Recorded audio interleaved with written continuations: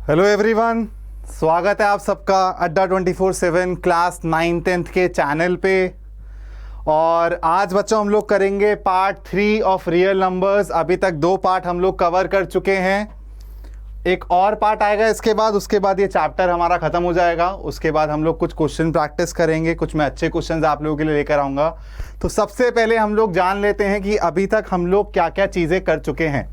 ठीक है, till now अभी तक हमने क्या क्या कवर कर लिया है। जो बच्चे डायरेक्टली पार्ट 3 में आ रहे हैं, मैं उन लोगों से रिक्वेस्ट करूंगा पहले आप पार्ट 1 और पार्ट 2 देख लो, उसके बाद आप पार्ट 3 देख लेना। एक रेगुलरिटी में देखोगे तो अंडरस्टैंडिंग ज़्यादा बेटर डेवलप कर पाओगे। तो अभी तक हम लोग क्या क्या कर चुके हैं। सबसे पहले हम लोगों ने देख लिया वर्ल्ड ऑफ नंबर्स के बारे में, जिसमें हमने बात करी कौन कौन से नंबर्स होते हैं, उनको कैटेगराइज कैसे कर सकते हैं। Natural numbers, whole numbers, integers, rational numbers, irrational numbers. फिर हमने रैशनल नंबर्स और इर्रेशनल नंबर्स की डेफिनेशन देखी, कुछ प्रॉपर्टीज़ देखी। फिर हमने उनको प्लॉट करना सीखा नंबर लाइन पे। ऐसे इर्रेशनल नंबर प्लॉट किए जहाँ पर जैसे √2 हो गया, √5 हो गया, जहाँ पे जो अंदर वाला हमारा नंबर है वो इंटीजर है। अभी तक हमने डेसिमल वाली रिप्रेजेंटेशन नहीं करी है, जैसे √3.5 या फिर √4.2। वो कैसे प्लॉट करते हैं बच्चों, वो हम आज के सेशन में देखेंगे। उसके बाद finding rational numbers and irrational numbers between 2 rational numbers, ये भी हम लोग कवर कर चुके हैं। उसके बाद डेसिमल एक्सपेंशन के बारे में भी हम लोग समझ चुके हैं। टर्मिनेटिंग होती है, नॉन टर्मिनेटिंग होती है तो क्या होता है, नॉन रिपीटिंग होती है तो क्या होता है, रैशनल नंबर की कैसी डेसिमल एक्सपेंशन होती है, इर्रेशनल नंबर की कैसी डेसिमल एक्सपेंशन होती है। ये सब चीज़ें बच्चों हम लोग कवर कर चुके हैं। तो अब हम लोग बढ़ते हैं आगे, और अब हम लोग सबसे पहले चालू करेंगे plotting √x where x is positive real number. x can be anything, ठीक है, x कैन बी एनीथिंग बच्चों। √3.5 हो सकता है आपका x, 4.2 हो सकता है, 5.6 हो सकता है। अभी तक हमने नॉर्मल जहां पे अंदर वाला नंबर मेरा नेचुरल नंबर होता है या फिर पॉजिटिव इंटीजर होता है, उसको तो मैंने प्लॉट करके देख लिया, हमने पाइथागोरस थ्योरम यूज करी थी। तो we have already seen how to plot √n where n is natural number using Pythagoras theorem. अब हम सीखेंगे √x को कैसे प्लॉट करें जहां पे x can be any positive real number, जैसे 3.6, 4.2, 5.6 एटसेट्रा। इसका भी बच्चों, इसका भी जो एप्लीकेशन है वो पाइथागोरस थ्योरम पे ही बेस्ड है। ठीक है, अब सीखते हैं हम लोग कैसे करेंगे। सबसे पहले आप समझो प्रोसेस को, स्टेप बाय स्टेप हम लोग समझेंगे पहले प्रोसेस को पूरे के पूरे, कि कैसे क्या हो रहा है, फिर किस तरीके से हो रहा है, क्यों हो रहा है, उस पर हम लोग बात करेंगे। Finding roots of positive real number geometrically. पहले हेडिंग का मतलब समझ लो। हम लोग क्या ऐसे ही नंबर्स को प्लॉट करना ट्राई कर रहे हैं, जैसे √4.5 हो गया, √5.6 हो गया, ये मेरे नंबर लाइन पे कहां लाई करेगा, उसको ही प्लॉट करने की मैं ट्राई कर रहा हूं। तो पहले मैं ऐसे नंबर्स तक पहुंचूंगा कैसे ज्योमेट्रिकली, उस पर बात होगी। फिर बात होगी नंबर्स लाइन पे उसे कैसे प्लॉट करना है बच्चों। ये फिगर दिख रही है आप सबको। सबसे पहला step mark x distance unit from point A। एक पॉइंट पे हूं मैं A पे, यहां से बच्चों मैं B तक चला गया और मैंने एक x यूनिट का डिस्टेंस मार्क कर लिया। ठीक है, मैं A से B चला गया, एक मैंने x यूनिट का डिस्टेंस मार्क कर लिया बच्चों B तक। ठीक है, फिर नेक्स्ट स्टेप में मैंने क्या किया बच्चों, B से मैं 1 यूनिट और एक्स्ट्रा चला गया और उस पॉइंट को मैंने नाम दे दिया C।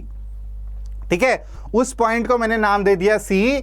अब बच्चों क्या किया मैंने, ये जो पूरा AC बन गया है ना, पूरा AC बन गया है, इसको डायमीटर कंसीडर करके इसका मिड पॉइंट देख लिया।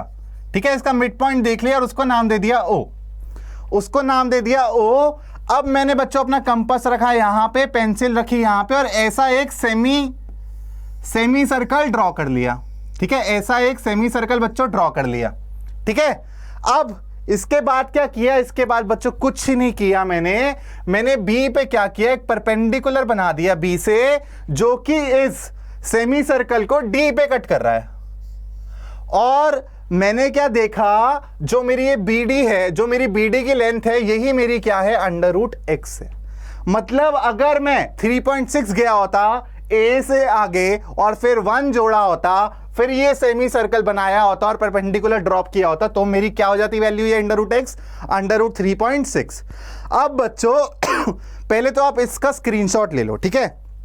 ये मेथड समझना बहुत जरूरी है। और बच्चों जिस तरीके से मैं इस लेक्चर को प्रेजेंट कर रहा हूं ना, बिलीव मी, अगर आप हर स्लाइड का स्क्रीनशॉट भी अपने पास रखते हो तो ये आपके फाइनल एग्जाम्स में बहुत अच्छे नोट्स की तरह काम करेगी, ठीक है। ऐसे आपको नोट्स बनाने, अगर आप खुद से भी बनाते हो, आपको इसकी पीडीएफ भी मिल जाएगी सेशन के एंड में, लेकिन मैं चाहता हूं आप स्क्रीनशॉट्स भी रख लो स्लाइड्स के, क्योंकि इससे बढ़िया प्रेजेंटेशन बच्चों आपको हर पॉइंट मैंने कंसाइजली लिखा हुआ है स्लाइड्स में कि कैसे आपको नोट्स बनाने हैं। आपके रिवीजन पॉइंट ऑफ व्यू से ये बहुत अच्छे तरीके से काम करेगी, इसमें कुछ भी आपको मिसिंग नहीं मिलेगा, ठीक है। तो दोबारा मैं एक बार स्टेप बोल देता हूं, स्टेप वाइज चलेंगे। एक पॉइंट पे था मैं ए, मैंने ए से आगे गया बच्चों बी, एक्स यूनिट तक, ठीक है, एक्स यूनिट तक गया। फिर बी से मैं और आगे चला गया 1 यूनिट, ठीक है, बी से मैं और आगे चला गया 1 यूनिट, उसको मैंने नाम दे दिया सी। अब ये पूरा मेरा क्या हो गया बच्चों, x प्लस 1 यूनिट हो गया, है ना। x प्लस 1 यूनिट का मैंने देखा ये पूरा का पूरा डायमीटर समझ लिया इसका, और इसका मिड पॉइंट मैंने लोकेट कर लिया, जो कि मेरा बन गया O। अब बच्चों ओ सी को मैंने एज रेडियस लेके ना एक सेमी सर्कल ड्रॉ कर लिया, ठीक है, एक सेमी सर्कल ड्रॉ कर लिया मैंने। और फिर मैंने क्या देखा, जो बी पॉइंट था मेरा, जो कि मेरे ए से एक्स डिस्टेंस पे था, उससे मैंने एक परपेंडिकुलर ड्रॉ किया जो कि डी पे कट करता है सेमी सर्कल को, और यही मेरी जो लेंथ हो गई ये हो गई अंडर एट एक्स यूनिट। अब आप बोलोगे सर ठीक है समझ आ गया थ्योरेटिकली तो हमें कैसे अप्रोच करना है, लेकिन ये लेंथ अंडर रूट एक्स आई कैसे, मैं क्यों मान लूं कि ये अंडर रूट एक्स है। बच्चों नहीं मानना until we prove this fact, ठीक है, until we prove this fact। अब आते हैं बच्चों प्रूफ कैसे करेंगे, ठीक है, अब आते हैं प्रूफ कैसे करेंगे। मैंने बना रखी है फिगर, ए से बी का डिस्टेंस है बच्चों x, ठीक है, फिर बी से आगे मैं सी तक गया 1, ठीक है, फिर ये है बच्चों मेरा मिड पॉइंट ए सी का, ये रहा मेरा पॉइंट O। फिर मैंने एक सेमी सर्कल बना के ये परपेंडिकुलर ड्रॉप कर दिया बच्चों, ठीक है, और यही मेरा बी डी क्या है, अंडर रूट एक्स है। मेरे को ये क्या करना है, टू प्रूव दिस, ठीक है, टू प्रूव। बच्चों अब ध्यान से एक ट्राइंगल देखो, O B D, O B D, ठीक है, इस वाले ट्राइंगल को मैं यहां पे बना देता हूं, ठीक है, ये रहा मेरा ओ बच्चों, ये रहा मेरा बी, ये रहा मेरा डी।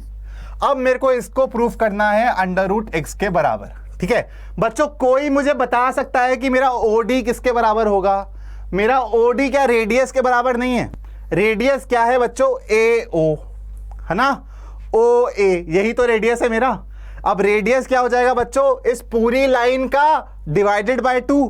पूरी लाइन किसके बराबर है, x प्लस 1 के बराबर है, उसको 2 से डिवाइड किया तो मेरा क्या रेडियस आ जाएगा बच्चों। मतलब OD किसके बराबर है, x प्लस 1 बाय 2 के बराबर है। यहां तक समझ आया, यहां तक समझ आया।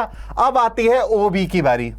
OB कैसे निकालेंगे सर, इस डायग्राम में देख के बताओ जरा मेरे को, क्या OB बच्चों AB माइनस AO के बराबर है ना। AB क्या है बच्चों मेरा, AB है मेरा x, AB है मेरा x, और बच्चों OB क्या है मेरा, AB है मेरा x और AO है मेरा x माइनस 1 बाय 2, ठीक है। अब बच्चों देखो कैसे निकालेंगे हम लोग। अब OB क्या आएगा, AB minus OA, sorry AB हो गया मेरा x के बराबर और OA हो गया मेरा बच्चा x प्लस 1 बाय 2 के बराबर, क्योंकि ये कुछ भी नहीं है, रेडियस ही तो है, ये रेडियस ही तो है।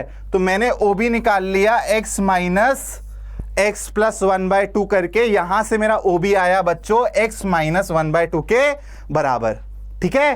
ढंग से समझो, OD में निकाल चुका था, OD इज माई रेडियस जो कि है x प्लस 1 बाय 2 के बराबर। OB निकालने के लिए मैंने क्या किया, AB में से AO का माइनस कर दिया। AB की वैल्यू क्या है, x यूनिट, और AO क्या है बच्चों जो रेडियस है, तो वो क्या हो जाएगा x प्लस 1 बाय 2। जब मैं इसको सॉल्व करता हूं तो ये आ जाता है x माइनस 1 बाय 2। बच्चों अब कुछ नहीं करना, अब BD निकालने के लिए पाइथागोरस लगा दो, ठीक है। BD का स्क्वायर क्या हो जाएगा, OD का स्क्वायर माइनस OB का स्क्वायर, है ना, पाइथागोरस थ्योरम लगा के, और हमारे पास दोनों साइड आ चुकी हैं, x प्लस 1/2 का होल स्क्वायर हो जाएगा और ये हो जाएगा x माइनस 1/2 का होल स्क्वायर। बच्चों जब आप इसको सॉल्व करोगे ना तो आपको मिलेगा आंसर x, मतलब BD का स्क्वायर आ जाएगा x के बराबर। तो यहां से BD के आ गया बच्चों √x यूनिट्स। यही प्रूफ करना था हमें। और यहां पर भी बच्चों देखो पाइथागोरस थ्योरम ही यूज करी है। अगर आप ज्योमेट्रिकली इसको समझोगे तो आपको दिख जाएगा कि इस ट्राइंगल में जब हम पाइथागोरस लगा रहे हैं तो BD हमारा √x निकल के आ रहा है। हमने ज्योमेट्रिकली रिप्रेजेंट ही ऐसे किया कि पहले x लिया फिर 1 लिया। बच्चों x के आगे अगर आप 2 लेते ना तो आपको √x नहीं मिलता, ठीक है। तो this is the only way जिस तरीके से आप कोई भी रियल नंबर का रूट आप रिप्रेजेंट कर सकते हो या फिर ज्योमेट्रिकली उसको देख सकते हो, विजुअलाइज कर सकते हो, ठीक है। स्क्रीनशॉट ले लो बच्चों, इसका भी आपको ये प्रूफ पूछा जा सकता है कि how BD is equal to √x, ठीक है। चलो बच्चों अब आगे बढ़ते हैं और आते हैं कि अब हमने चलो ये तो सीख लिया कि यार √x है क्यों। अब ये सीख लेते हैं कि इसको हम लोग नंबर लाइन पे कैसे प्लॉट करेंगे। बच्चों नंबर लाइन पे कैसे प्लॉट करेंगे, ये मैंने एक नंबर लाइन ले ली अपनी बच्चों, ये रहा मेरा ओरिजिन, ठीक है। ओरिजिन से मैं x यूनिट पीछे गया और मैंने ना a मार्क कर लिया, ठीक है। और फिर a से मैं आगे आया तो बच्चों ये मेरा x यूनिट हो गया, क्या ये मेरा x यूनिट हो गया। फिर ओरिजिन से मैं 1 यूनिट आगे चला गया बच्चों, 1 यूनिट आगे चला गया और c मार्क कर दिया, ठीक है। 1 यूनिट आगे चला गया, c मार्क कर दिया। वही मैंने फिर AC का पूरा मिड पॉइंट लिया, मान लो वो मिड पॉइंट कहीं यहां आता है तो इसको मैंने बोल दिया O। फिर बच्चों एक सेमी सर्कल ड्रॉ कर दिया और फिर वही परपेंडिकुलर ड्रॉप करके यहां तक √x आ गया। बच्चों अब ये √x तो मेरे को मिल गया है। अब मेरे को इसको नंबर लाइन पे मतलब x एक्सिस पे जहां काटेगा वहीं पे ये लोकेट हो जाएगा। मैंने यहां पे अपना कंपास रखा और इसको ऐसे ऐसे ऐसे करके यहां पे मिला दिया। यहां पे ये मिल रहा है बच्चों नंबर लाइन पे, तो यहां पे E इसको पॉइंट दे दूंगा तो मेरा OE किसके बराबर हो जाएगा बच्चों, OE हो जाएगा मेरा √x के बराबर, ठीक है। तो इस तरीके से हम लोग इसको नंबर लाइन पे प्लॉट कर सकते हैं। इस तरीके से आप ओरिजिन लोगे और फिर ओरिजिन से आगे 1 यूनिट जाओगे, ओरिजिन से पीछे x यूनिट जाओगे, मिड पॉइंट देख लोगे कहाँ है। इस तरीके से आप लोग नंबर लाइन पे से प्लॉट कर सकते हो। अगर मैं बोलूं 4.5 प्लॉट करना है मेरे को √4.5 तो बच्चों कैसे करेंगे हम पहले ओरिजिन से 4.5 पीछे जाएंगे, है ना, 4.5 पीछे जाएंगे, फिर ओरिजिन से 1 आगे जाएंगे, फिर इन दोनों के बीच में आके मिड पॉइंट लोकेट करके एक सेमी सर्कल बना देंगे और फिर ओरिजिन वाले पॉइंट से एक परपेंडिकुलर ड्रॉ करेंगे। जहां पे वो काट रहा होगा सेमी सर्कल को वो लेंथ मेरी √4.5 हो जाएगी। फिर यहां पे कंपास रख के जब मैं उसको x एक्सिस पे कटवाऊंगा तो जहां पे वो काटेगा वही मेरी लेंथ क्या हो जाएगी बच्चों, √4.5, ठीक है। आई होप आप सबको ये समझ आया होगा कि हम लोग कोई भी पॉजिटिव रियल नंबर का रूट कैसे हम लोग ज्योमेट्रिकली रिप्रेजेंट करते हैं नंबर लाइन पे, ठीक है। बहुत इंपॉर्टेंट टॉपिक है from NCERT point of view, इससे आपका एक लॉन्ग क्वेश्चन आ सकता है, ठीक है। चलो बच्चों अब आगे बढ़ते हैं। nth रूट क्या होता है उसके बारे में जान लेते हैं, ठीक है। nth रूट क्या होता है उसके बारे में जान लेते हैं बच्चों। जैसे मैंने बोला आप लोगों को कि 64 का मेरे को स्क्वायर रूट बताओ, ठीक है। तो आप लोग बोलोगे सर 8 या फिर -8, है ना। आप लोग बोलोगे सर 8 और -8, लेकिन बच्चों जनरली ना कन्वेंशनली हम लोग ना पॉजिटिव रूट लेते हैं, ठीक है। हम लोग कन्वेंशनली पॉजिटिव रूट लेते हैं। तो जैसे अब 64 का हो गया, अब मैं आप लोगों से पूछूं कि भाई 27 का क्यूब रूट बताओ, तो यहां पे आप -3 नहीं बोलोगे क्योंकि -3 का क्यूब -27 होता है। तो 27 का क्यूब रूट क्या हो जाएगा बच्चों, 3 हो जाएगा, ठीक है। ऐसे ही nth रूट का क्या मतलब होता है बच्चों, जैसे मैंने ऐसे लिखा है इसको, ठीक है। इसका मतलब है nth root of a is equal to b।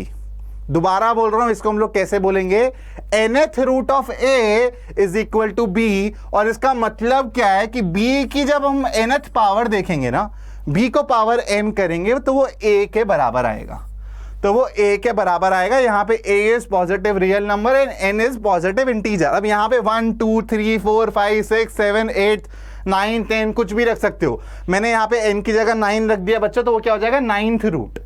ठीक है, 9th root of a is equal to b।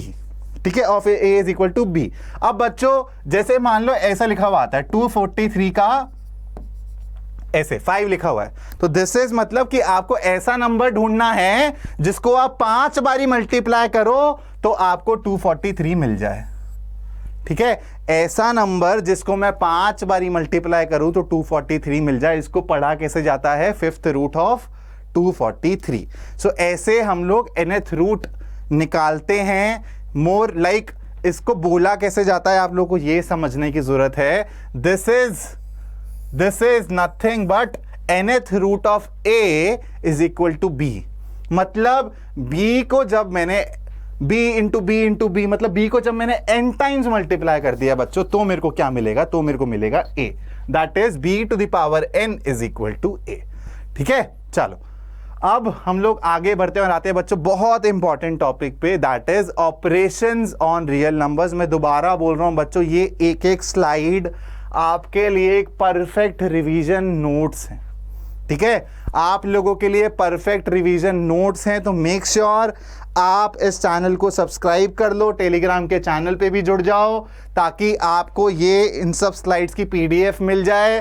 Plus आप सेशन में आके इनको स्क्रीनशॉट लेके खुद भी पीडीएफ बना के सेव करके रख सकते हो अपने फ़ोन में, अपने लैपटॉप में, ताकि आप फ्यूचर में इसको एज अ रेफरेंस यूज़ कर सको। जब आपको पूरा चैप्टर रिवाइज करना हो तो आप फटाफट ये लेक्चर देखो 3-4 और आपका 1 घंटे में फटाफट आपने रिवाइज कर लिया पूरा चैप्टर। ठीक है, अब आते हैं बच्चों ऑपरेशंस और रियल नंबर्स। और इसको जैसे इस टॉपिक को जैसे मैंने रिप्रेजेंट किया है ना बच्चों, आपको किसी बुक में नहीं मिलेगा, कहीं नहीं मिलेगा, आपको एनसीईआरटी तक में नहीं मिलेगा। बच्चे एनसीईआरटी में यूजुअली इस वाले टॉपिक को कंफ्यूजिंग बोलते हैं क्योंकि एनसीईआरटी में शायद उतने इलैबोरेटेड वे में नहीं लिखा हुआ है।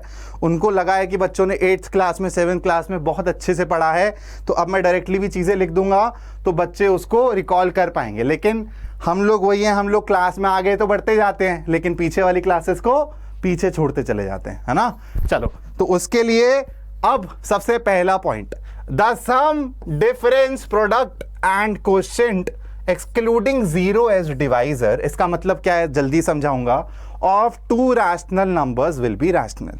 मतलब 2 रैशनल नंबर्स का मैं सम करूं बच्चों, उनका सब्ट्रैक्शन करूं, उनका प्रोडक्ट करूं या उनको डिवाइड करूं।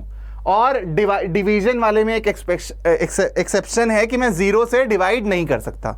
ठीक है, मैं 0 से डिवाइड नहीं कर सकता क्योंकि फिर वो नॉट डिफाइंड चला जाएगा, वो रैशनल नंबर में कैटेगराइज नहीं हो सकता है। अब कुछ एग्जांपल देख लो, ये भी एक रैशनल नंबर है, ये भी एक रैशनल नंबर है, दोनों को मैंने ऐड किया बच्चों, तो जो मेरे को नंबर मिल रहा है वो भी एक रैशनल नंबर है। ठीक है, वो भी एक रैशनल नंबर है। फिर एक नंबर ये रहा, एक नंबर ये रहा, दोनों का मैंने डिफरेंस देखा, वो भी रैशनल नंबर आ रहा है ना। इसमें कोई एक्सेप्शन नहीं है, आप सेकंड नंबर को 0 ले सकते हो। ठीक है, एक्सेप्शन सिर्फ डिवीजन वाले केस में, क्योंकि वहां पे फिर वो नॉट डिफाइंड चला जाता है and which is not a rational number. Multiply भी आप किसी से कर दो, 0, 1, माइनस कुछ भी ले लो फ्रैक्शन में। 2 रैशनल नंबर्स का सम, डिफरेंस, मल्टीप्लीकेशन, डिवीजन, एक्सेप्ट जब आप 0 डिवाइजर नहीं ले रहे हो, मतलब दूसरा रैशनल नंबर मेरा 0 नहीं हो, तब मेरे को प्रोडक्ट में हमेशा रैशनल नंबर मिलेगा। ठीक है, this is my first point. Again I am asking you to take screenshot of this. ठीक है, चलो अब आते हैं पॉइंट नंबर 2 पे। अब पॉइंट नंबर 2 क्या है बच्चों, इफ वी ऐड और subtract a rational number with an irrational number then the outcome will be irrational। मतलब जब एक रैशनल नंबर को एक इर्रेशनल नंबर के साथ मिलाया जाता है, और मिलाने के लिए यहां पे सिर्फ 2 ऑपरेशंस मेरे को यूज करने हैं।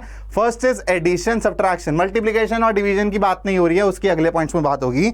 मतलब जब मैं 2 नंबर्स लेता हूं जिसमें एक रैशनल है और एक इर्रेशनल है, जब इन दोनों का समेशन करता हूं या फिर सब्ट्रैक्शन करता हूं, हमेशा क्या मिलेगा बच्चों, हमेशा मिलेगा एक इर्रेशनल नंबर। जैसे कि मैंने एग्जांपल लिया हुआ है कि एक नंबर ले लो आप √7 और एक ले लो 5। ठीक है, तो जब आप इनको ऐड करोगे तो बच्चों ये भी आपका एक इर्रेशनल नंबर है और ये भी आपका इर्रेशनल नंबर है। ठीक है। अब आप ये पूछ सकते हो सर ये कैसे इर्रेशनल है, ये कैसे इर्रेशनल है। बेटा अगर √7 मेरा इर्रेशनल है मतलब वो ना टर्मिनेट होता है ना रिपीट होता है, तो 5 जब उसमें ऐड कर लूंगा तो एक ऐसा ही तो नंबर मिलेगा ना जो कि ना टर्मिनेट होगा ना ही रिपीट होगा। ठीक है, तो मतलब जब भी मैं रैशनल नंबर को इर्रेशनल नंबर में ऐड कर रहा हूं या फिर सब्ट्रैक्ट कर रहा हूं तो मेरे को क्या मिल रहा है, एक इर्रेशनल नंबर। बहुत बेहतरीन तरीके से बच्चों स्लाइड्स पे मैं सारे कॉन्सेप्ट्स को उतार के आया हूं आप लोगों के लिए, तो मेक श्योर आप इनके स्क्रीनशॉट्स ले लो, क्योंकि ऐसा आपको बहुत कम बुक्स में या फिर किसी भी बुक में ऐसा आपको रिप्रेजेंटेड फॉर्म में नहीं दिखेगा ये सब कुछ। ठीक है, एक जगह पे कंसाइज वे में नहीं दिखेगा। अब आते हैं बच्चों तीसरे पॉइंट पे। ठीक है, इफ वी मल्टीप्लाई और divide a non zero, very important, a non zero rational number with an irrational number, then also the outcome is irrational, then the outcome is irrational। मतलब जब एक रैशनल और एक irrational number को जब मैं आपस में मल्टीप्लाई करूँगा डिवाइड करूँगा, डिवाइड वाले केस में दोबारा मैं जीरो से डिवाइड नहीं कर सकता। ठीक है, मेरा जीरो एक रैशनल नंबर नहीं हो सकता, तब मेरे को जो भी रिजल्ट मिलेगा, जो भी आउटकम मिलेगा वो हमेशा क्या होगा, इर्रेशनल होगा। जैसे 7 हो गया मेरा रैशनल नंबर और √5 हो गया मेरा इर्रेशनल नंबर।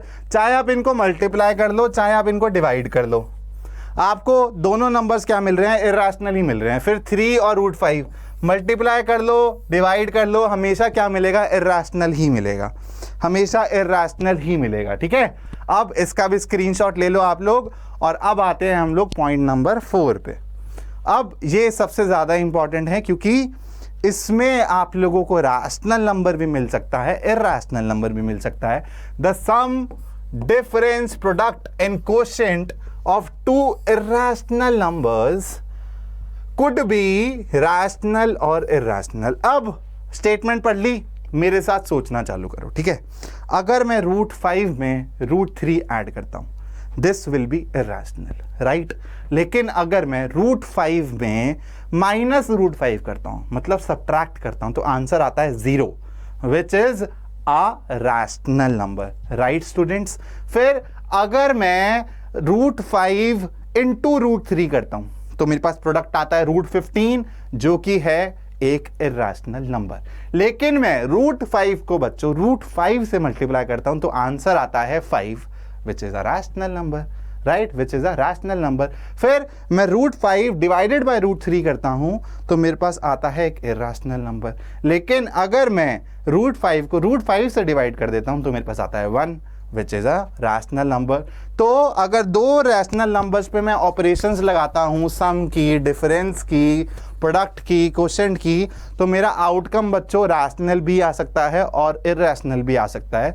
जैसे यहाँ पे आपको दिख रहा है ये हो गया इर्रेशनल जब ऐड किया, है ना। फिर √2 - √2 जब सब्ट्रैक्ट किया तो मेरे को एक रैशनल नंबर मिल गया।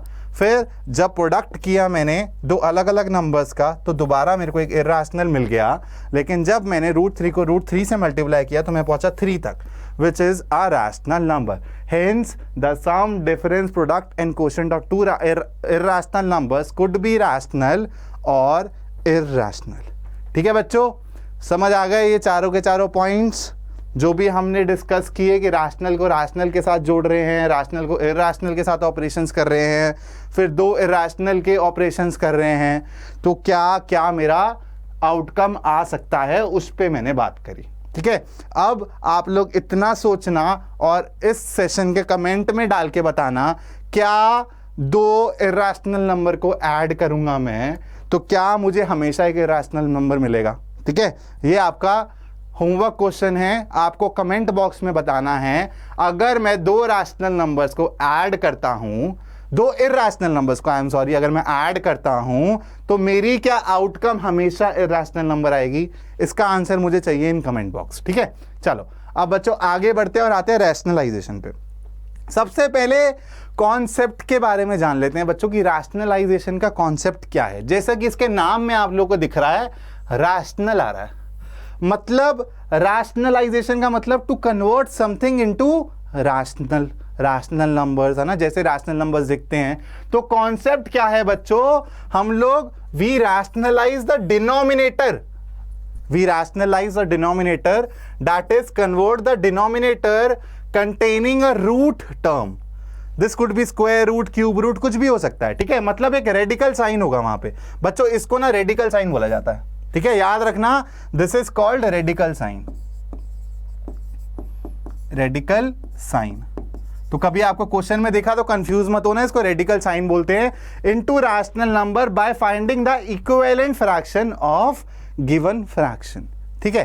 तो अब कॉन्सेप्ट तो सर ने आपने सर फटाफट बता दिया, लेकिन क्यों रैशनलाइजेशन की जरूरत पड़ रही है, क्यों पढ़ा रहे हो सर?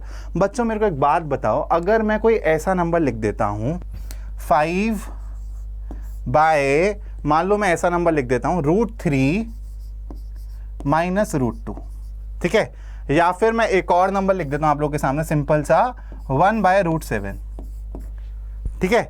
अगर मैं ऐसे अब मैं बोलता हूं बच्चों मेरे को ये दोनों के दोनों इरैशनल नंबर्स ना नंबर लाइन पे रिप्रेजेंट करके दिखाओ जरा, ठीक है।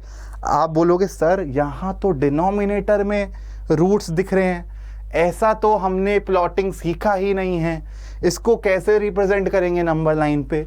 यहां पे बच्चों आपका रैशनलाइजेशन का कॉन्सेप्ट बहुत इंपॉर्टेंट हो जाता है, क्योंकि ये जैसा दिख रहा है वैसा हमें देखने की आदत नहीं है, तो इसको ऐसी चीज में कन्वर्ट करना है जिसे देखने की हमारी आदत है। मतलब ऐसे समझो कि गंगाधर ही शक्तिमान है, हमें पता है गंगाधर भी सेम आदमी है, शक्तिमान भी सेम आदमी है, लेकिन शक्तिमान के आते ही हमारी चीखें उठती हैं, क्योंकि हम लोग शक्तिमान को ज्यादा देखते हैं, ज्यादा अच्छा लगता है हमें देख के, पसंद करते हैं, ठीक है। अगर बच्चों मैं आपको बोलूं यहां पे, ठीक है, मैं आपको जो बोल रहा हूं बस आपको अभी वो समझना है, क्यों कर रहे हैं उसका भी मतलब समझाऊंगा। अगर मैं इसके न्यूमरेटर और डिनोमिनेटर में बच्चों √3 प्लस √2 से मल्टीप्लाई कर देता हूं, ठीक है, मल्टीप्लाई कर देता हूं √3 प्लस √2 से, तो बच्चों ये क्या बन जाएगा मेरा, ये बन जाएगा मेरा, यहां लिख देता हूं मैं 5 into √3 plus √2 divided by √3 minus √2 into √3 plus √2। क्या यहां पे a माइनस बी और a प्लस बी विजुअलाइज कर पा रहे हो बच्चों? a minus b into a plus b क्या होता है? a का स्क्वायर माइनस b का स्क्वायर, a का स्क्वायर क्या हो जाएगा? √3 का स्क्वायर मतलब 3, और b का स्क्वायर क्या हो जाएगा? √2 का स्क्वायर मतलब 2। बच्चों देखो डिनोमिनेटर में मेरा 1 बन गया, ये चीज करने से डिनोमिनेटर में मेरा 1 बन गया, और मेरे जो रूट के नंबर थे वो चले गए न्यूमरेटर में, जिसकी मेरे को आदत है। तो बच्चों अगर इसको मैं ऐसे लिख दूं 5√3 प्लस 5√2, अब आप बोलोगे हाँ सर मैं √3 को जानता हूं, कैसे रिप्रेजेंट करते हैं नंबर लाइन पे, √2 को भी जानता हूं, उसको इंटू 5 कर दूंगा, मतलब वो नाप के उसको 5 बार ही ले लूंगा, तो मेरा ये वाला नंबर रिप्रेजेंट हो जाएगा नंबर लाइन पे, है ना। अब 1/√7 भी नंबर पे रिप्रेजेंट करने को बोलूंगा तो एक बड़ा सा क्वेश्चन मार्क आ जाएगा सर के ऊपर। लेकिन बच्चों अगर मैं इसको ऊपर नीचे √7 से मल्टीप्लाई कर देता हूं तो बच्चों ये क्या बन जाएगा? √7/7। आप बोलोगे सर हाँ अब मैं इसको विजुअलाइज कर पा रहा हूं, √7 मैं जानता हूं कैसे रिप्रेजेंट करते हैं नंबर लाइन पे, उसको डिवाइडेड बाय 7 कर दूंगा तो √7 भी √1/7 भी मैं विजुअलाइज कर पा रहा हूं। तो बच्चों इसलिए ही रैशनलाइज करने की जरूरत पड़ती है, ताकि हमारे डिनोमिनेटर्स में रेडिकल साइंस वाले नंबर हमें ना दिखें, रेडिकल साइंस वाले नंबर हमें ना दिखें, मतलब रूट्स, क्यूब रूट्स, ये सब हमें ना दिखें। जब न्यूमरेटर में होते हैं तो हमें पता है इन लोगों को हैंडल कैसे करना है, ठीक है। तो हम लोग अपने कंफर्ट जोन में जाने के लिए बच्चों रैशनलाइजेशन का कंसेप्ट यूज करते हैं। आई होप आपको समझ आया होगा रैशनलाइजेशन का कॉन्सेप्ट क्यों जरूरी है। इस स्लाइड में मैंने आप लोगों को बताया कि रैशनलाइजेशन का कंसेप्ट क्यों जरूरी है, इसकी नीड क्या है, ठीक है। अब रैशनलाइजेशन करते कैसे हैं, ठीक है, रैशनलाइजेशन करते कैसे हैं बच्चों, उसके लिए सबसे पहले ये कुछ आइडेंटिटीज लिखी है मैंने, स्क्रीनशॉट ले लो, बहुत इंपॉर्टेंट आइडेंटिटीज हैं। वैसे यूजुअली आप लोगों को ये पता होगा, स्टिल मैं लिख के लाया हूं ताकि एक बार हम रिकॉल कर सके। अंडर रूट पी क्यू कुछ नहीं होता, under root p into under root q के बराबर होता है।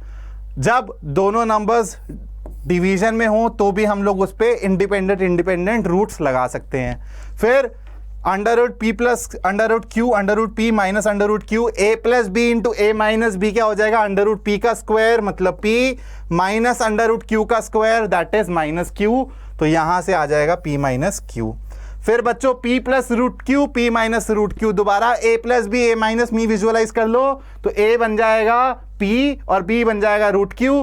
तो a का स्क्वायर p का स्क्वायर हो जाएगा और अंडर रूट क्यू का स्क्वायर हो जाएगा q, तो आंसर आ जाएगा पी स्क्वायर माइनस क्यू। और ऐसे को तो हमें पता ही है, a plus B into c plus d को कैसे करते हैं बच्चों, मल्टीप्लाई।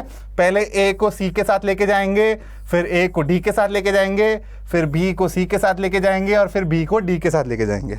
ठीक है, ऐसे डिस्ट्रीब्यूट करके हम लोग इसको खोलते हैं। ठीक है, चलो अब बच्चों आते हैं हाउ टू रैशनलाइज में। एक क्वेश्चन है जैसे मैंने यहाँ पे ले लिया, ये क्वेश्चन है बच्चों, इसको मेरे को रैशनलाइज करना है। ठीक है, रैशनलाइज मतलब रैशनलाइज करना है डिनोमिनेटर को। ठीक है, तो मतलब डिनोमिनेटर से मैं ट्राई करूंगा कि रूट का साइन न्यूमरेटर में फेंक दूं, है ना, यही ट्राई करना है बच्चों। अब देखो यहां पे मेरा डिनोमिनेटर क्या है, स्टेप बाय स्टेप समझना, मेरे एक एक वर्ड को बहुत केयरफुली सुनना। ठीक है, 7 माइनस रूट 3 है डिनोमिनेटर में, मेरा दुश्मन है ये, इसको मेरे को मार के गिराना है, इसमें से भी मेरे को रूट 3 को मार के गिराना है। ठीक है, मान लो मेरे को कोई आइडिया नहीं है रैशनलाइजेशन का, लेकिन मैं क्या करता हूं, इसको ना सेम नंबर से मल्टीप्लाई करता हूं, क्योंकि मेरे को पता है रूट 3 का स्क्वायर अगर हो जाता तो वो 3 हो जाएगा।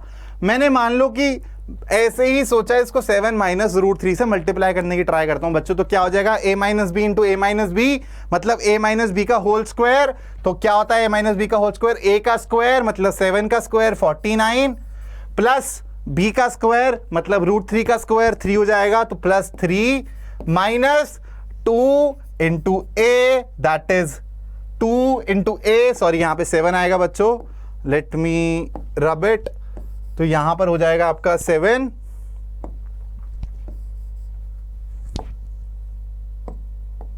हाँ, तो यहां पर हो जाएगा 7 इंटू रूट 3। बच्चों अभी भी देखो डिनोमिनेटर में क्या बना, 52 माइनस 14 रूट 3, या रूट 3 अभी भी गायब नहीं हो पाया, अभी भी गायब नहीं हो पाया, मतलब कुछ और सोचने की जरूरत है।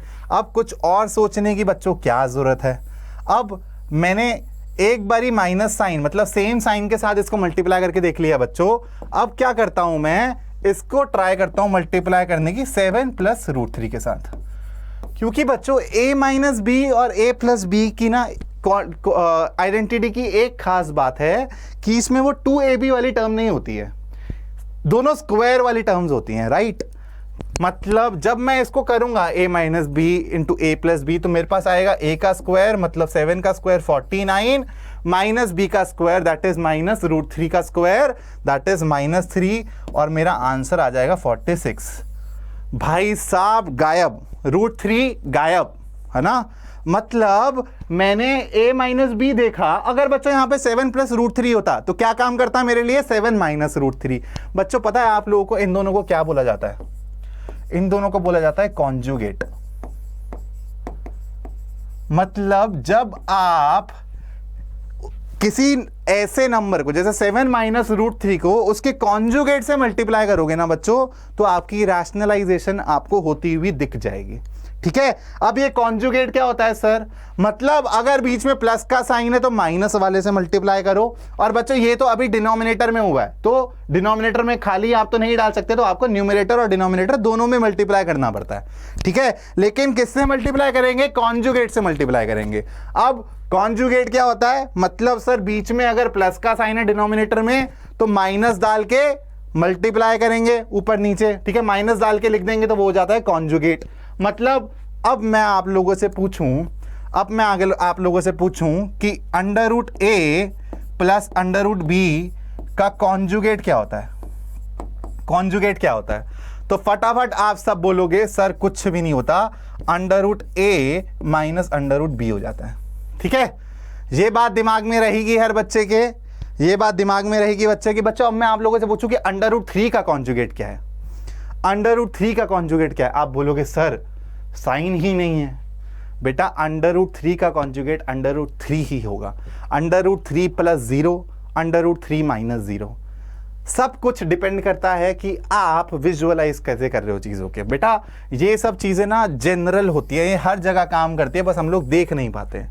ठीक है, तो प्लस के साइन को माइनस कर दूंगा मैं, तो वो मेरा बन जाएगा कॉन्जुगेट, और कॉन्जुगेट मेरी हेल्प करेगा डिनोमिनेटर को रैशनलाइज करने में। और मैं हमेशा न्यूमरेटर डिनोमिनेटर दोनों में कॉन्जुगेट को डालूंगा, क्योंकि खाली डिनोमिनेटर में क्यों डालूंगा भाई, कोई मेरे चाचा थोड़ा ना छोड़ के गए हैं, है ना।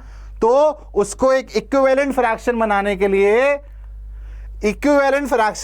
के लिए मेरे को न्यूमरेटर और डिनोमिनेटर में डिनोमिनेटर के कॉन्जुगेट से मल्टीप्लिकेशन करना है। ठीक है, समझ आया? चलो अब बच्चों इसको हम लोग क्वेश्चन को सॉल्व करने की ट्राई करते हैं। चलो इस क्वेश्चन को सॉल्व करने की अब ट्राई करते हैं। अब हमें रैशनलाइजेशन का कॉन्सेप्ट समझ आ गया, कॉन्जुगेट का कॉन्सेप्ट समझ आ गया, तो अब हम लोग क्या करते हैं, इसको रैशनलाइज करने की कोशिश करते हैं। चलो अब बच्चों क्वेश्चन क्या है मेरा, 7/7 - √3। मैंने क्या बोला, न्यूमरेटर और डिनोमिनेटर में कॉन्जुगेट डाल दो। तो न्यूमरेटर में आएगा तो क्या हो जाएगा 7 + √3, डिनोमिनेटर में क्या हो जाएगा 7 - √3, सॉरी +√3। अब बच्चों ये a - b a + b है, और ऊपर क्या है, आप डिस्ट्रीब्यूटिव प्रॉपर्टी लगाओगे तो 7 × 7 क्या हो जाएगा 49, प्लस 7 × √3 हो जाएगा 7√3, डिवाइडेड बाय बच्चों क्या आएगा 7 × 7 क्या होता है 49, 49 - 3 क्या होता है बच्चों 46।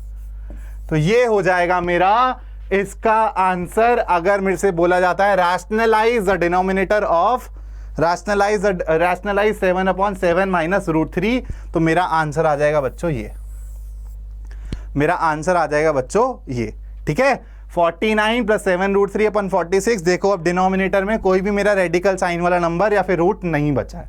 अब एक और क्वेश्चन कर लेते हैं बच्चों, rationalize the denominator of this 5/√3 - √5, है ना, √3 - √5 भी लिखा है ना, हाँ बिल्कुल ठीक है, 5/√3 - √5। अब बच्चों क्या करेंगे, वही कॉन्जुगेट देखेंगे। इसका कॉन्जुगेट क्या है बच्चों, इसका कॉन्जुगेट है √3 + √5, है ना, यही है कॉन्जुगेट।